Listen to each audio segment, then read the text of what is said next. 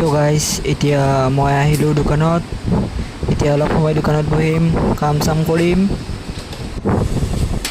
তো গাইজ এয়া চাব পাৰিছে লাড্ডু থৈ আছোঁ মই এতিয়া। কাষ্টমাৰ আহিছে, এতিয়া অলপ চাহ তাহ বহাওঁ। চাহ বহাই দিছোঁ, চাওক গাইজ।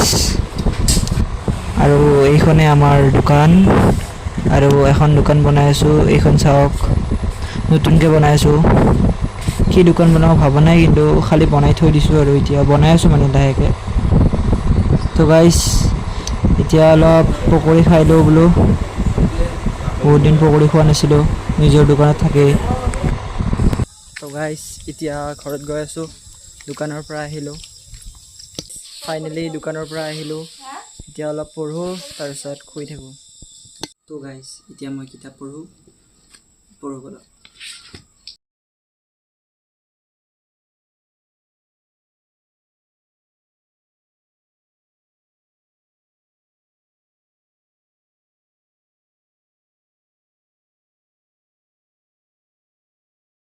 তো গাইজ মোৰ এতিয়া পঢ়া হৈ গ'ল।